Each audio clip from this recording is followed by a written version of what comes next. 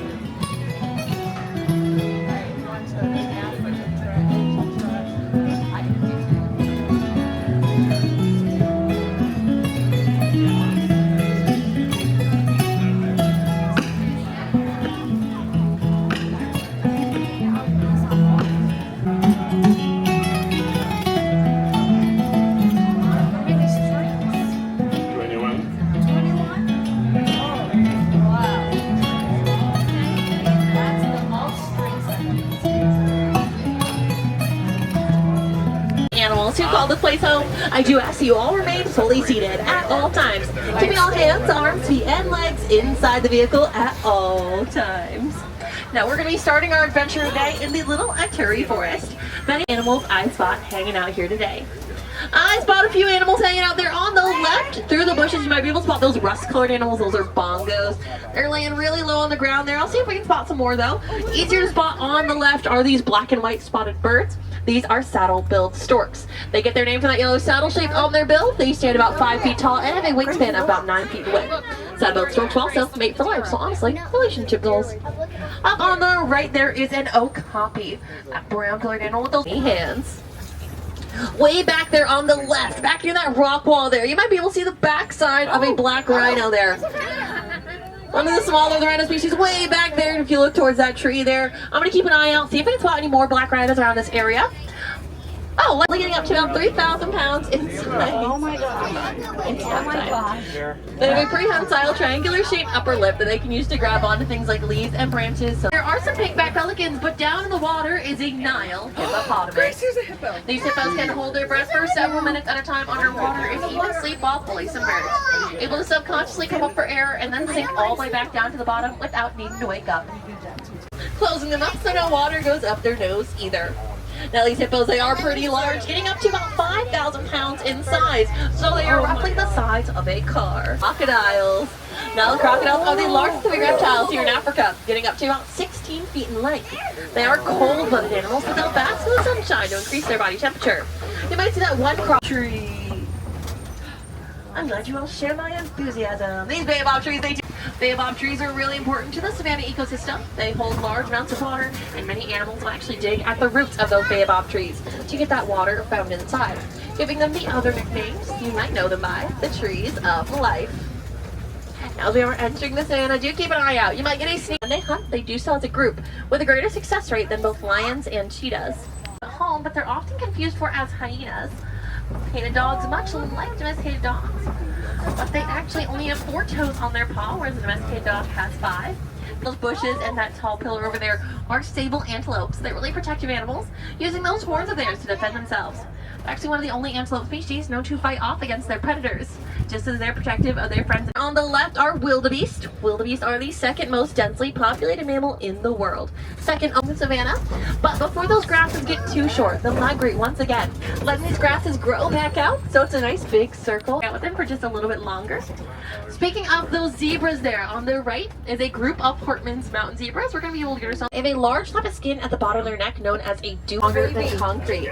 Large animals like the Maasai giraffe up ahead will use them as a scratching post, while smaller animals like the zebra will use them as a step stool to get a better view of those supports. Baby Maasai giraffe. Now that baby giraffe there, he is about 8 months old right now. Stands at a whopping 10 feet tall. When he was born, he was able to walk within just 5 minutes of life and run with. Now Maasai giraffes are the tallest mammals in the world, getting up to about 20 feet in height. That neck of theirs is about 6 feet long, making it longer than I am tall, despite the length of a giraffe's neck. Now Maasai giraffes will spend about 20 hours every single day eating food, so they only get about 30 minutes a day for sleep. When giraffes do sleep, now, elephants are primarily solitary, hanging out mostly by themselves or in smaller groups known as bachelor groups. We're going to see him again in a second, but there on the left is a mandrill. Great trees there. Got that really long trunk of his to grab onto those plants there. Now, unfortunately, like many other animals out here on the reserve, elephants are an endangered species. Just see for yourselves a little bit of a clearer view over there. Yep. That baby elephant, she's around 2 years old, about 22 months. You might be a little spot hanging out there. Now this is that female herd of elephants. There are thousands of muscles that make up an elephant's trunk. Elephants are able to use that trunk to pick up things like bride shrimp containing beta-carotene, which helps reduce this pig about 6,000 pounds in size. They're also known to gallop, reaching top speeds of about 35 miles an hour when they run. Those horns of theirs are made out of keratin, which is the same. There's a few cheetahs around. You might be able to spot them. The one in the grasses there is a little bit easier to spot. There's a few laying in that area though. These cheetahs are the only felines in the world to not have fully retractable claws. Instead, they will use their claws a lot like soccer cleats.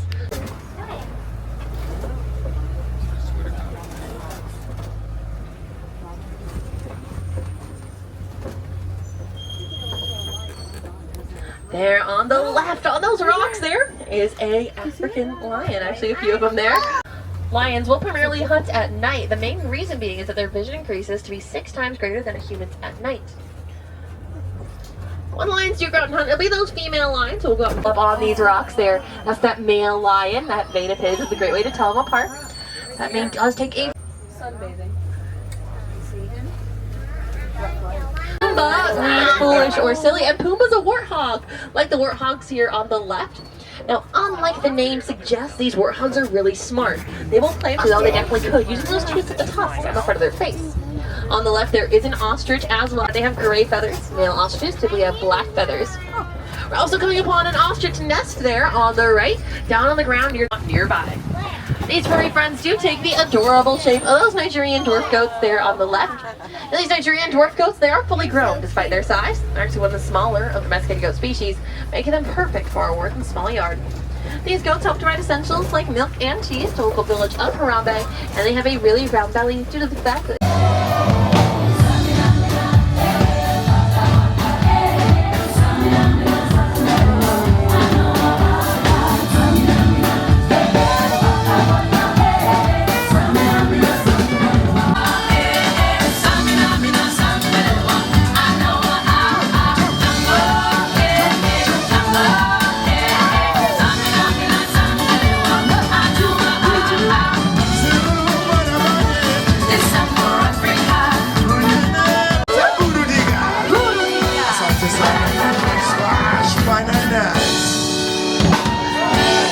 one more time, everybody say yeah, yeah. Wonderful job. Now we take a short break. Be sure and refresh yourselves at one of the many available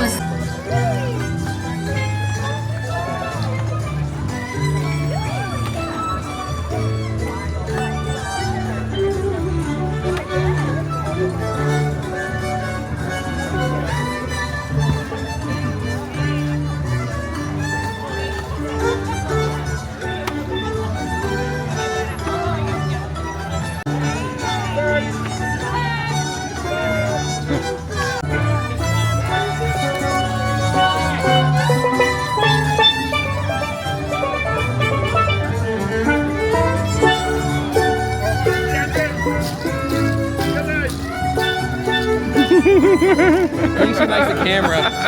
She's not camera shy. How young she is. Thank you. You're blushing now. Oh yeah, a little bit.